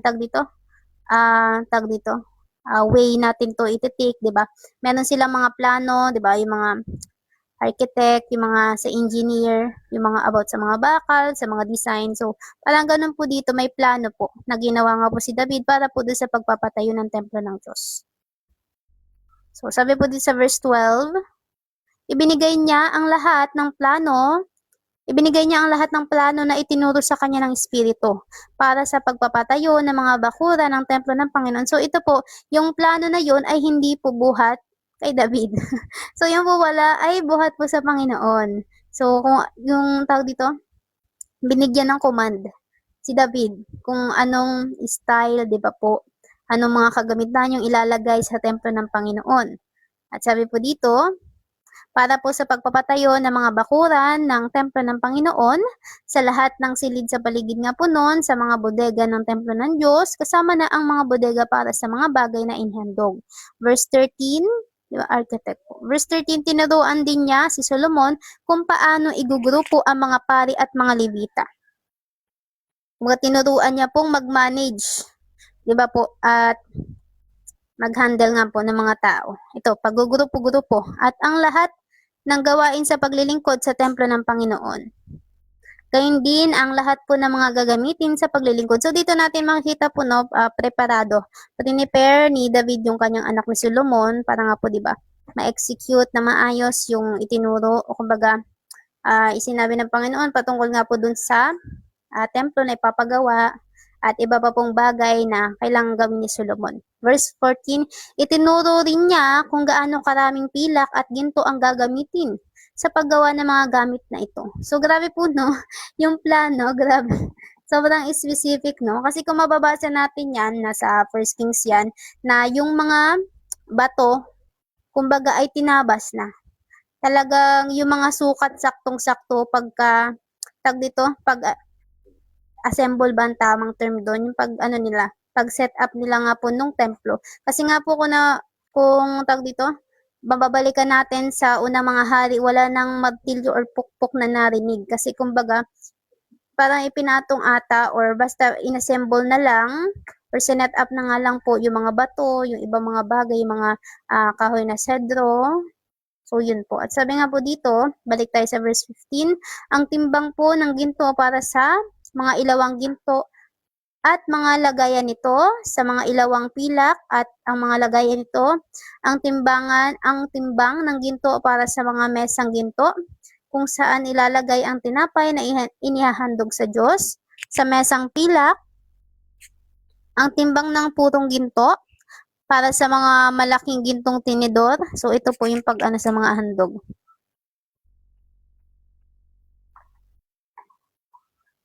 Ayan. So sabi po dito, sa mga mangkok at mga pitsel, sa mga platong ginto at pilak, at ang timbang. So, tinuruan din po ni David si Solomon kung paano gawin ang gintong kirubin na nakalukob ang mga pakpak sa itaas ng kahon ng kasunduan ng Panginoon. So, 'di ba?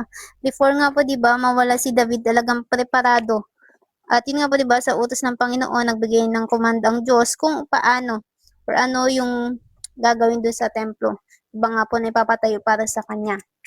At 'di ba si David po ang nag-lead sa kanyang anak. So dito natin makikita po no yung ang tawag dito. Mako-connect natin to sa parang preparation kasi nga po 'di ba, ang lalaki siya talaga yung nagli-lead sa pamilya.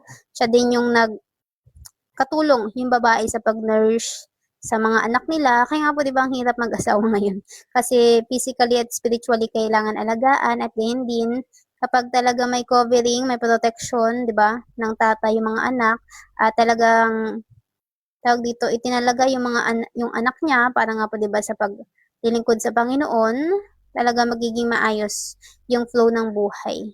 Hindi katulad sa, 'di ba, lalo sa generation natin, yung mga taong malayo ang puso sa Panginoon, kapag sila ay nag-asawa, 'di ba, parang nagiging miserable, walang peace yung kanilang buhay, lagi may bangayan at iba pang mga bagay. So, yun, nasingit ko lang po. So, sabi nga po dito, ayan. So, verse 19, sinabi ni Haring David, di ba parang Lego, sister. Talagang inano na lang, inassemble. Tapos saktong-sakto lahat. So, verse 19, sinabi po ni Haring David, ang mga planong ito ay isinulat ayon sa gabay ng Panginoon. So, kumbaga hindi po ito plano ni David. Di ba po? Ito po ay sa kagustuhan ng Diyos. Kumbaga, ikinumando sa kanya, ibinigay sa kanya. Kung paanong gagawin yung templo, ano yung mga kakailanganin, kumbaga, ano yung estilo. So, di ba? Talagang grabe na makikita natin, grabe yung specific ng Panginoon. Diba, specific siya talaga sa kanyang binibigay. At saka kapag nabuo na, talaga mabubuo siya. Walang labis, walang kulang, walang pagkakamali, perfecto, di ba po? Kaya natin, babalikan natin yung sa First Kings nga po, di ba? Yung pagpapatayo na nito ni Solomon, talagang walang narinig na napukpok. So, ibig sabihin yung mga measurement, di ba nga po sa pagtabas ng bato at ibang mga bagay na ginamit nga po dun sa templo, talagang saktong-sakto sa isa't isa. Parang walang ginamit na pa ako sister. Ginanan. Kaya nga brother, di ba? Wala lang anong pukpok. Parang ano na, antag dito, i-set up na lang talaga. Talagang prepared na. Attach. Amen. Ang galing. So, po dito sa verse 19. Ay, wait lang. Tama po ba? Or verse 20 na tayo? Ayun, verse 20 na pala. Sinabi rin ni David sa anak niyang si Solomon, magpakatatag ka at magpakatapang. So, di ba, napakahalaga talaga din ito na napapakinggan yung ganitong mga words. Di ba? Lalo na kung, di ba po, kayo ay nagmula talaga sa pamilyang una pa lang, di ba nga po, ay naglilingkod na sa Panginoon. So, nagiging aware, di ba nga po, sa mga kagustuhan ng Diyos. Kaya nga, di ba po, yung mga magulang din po yung naglilid sa kanilang anak, di ba, para makilala ang Panginoon. So, yun po, tsaka yung kanilang faith, di ba nga po, ay naipapasa din nila sa kanila. Kasi kung, tag dito, alalahan natin yung about kala Abraham, Isaac, at Jacob, di ba po?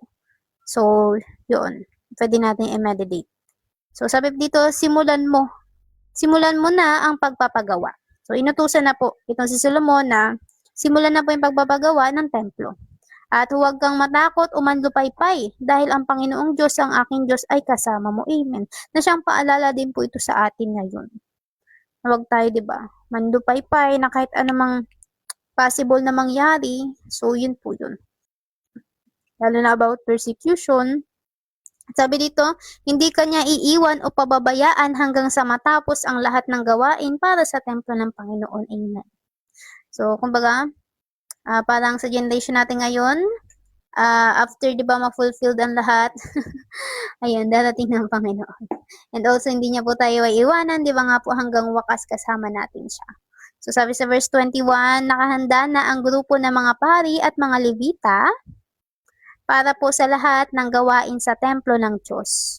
At may mga tao rin na may kakayahang gumawa ng anumang gawain na handang tumulong sa iyo. So dito makikita natin, no, planado na, may tutulong na, 'di ba, lahat na. Kumbaga isi-set up na lang. So yan, sabi po dito, ang mga opisyal at ang lahat ng tao ay handang sumunod sa iyo. Kasi 'di ba, bababasa natin sa pinakauna po ata yung tinipon niya. 'Di ba, yung mga opisyal, yung mga makakatulong ng kanyang anak para nga po, di ba, maging maayos ang lahat sa pagpapatayo nga po nitong templo para sa Panginoon. Ayan. So, hanggang dito na lang po ba muna tayo para makapag-song pa. Ayan. Praise God po mga kapatid. Maaga din si Miss Tina, 7. Opo, sige po, brother. Wala yata si Sister Catrice. Ay, wala po. Sige. Sister Rem, gusto niya po. Ay, si Brother Daniel. Brother Daniel, gusto niya po.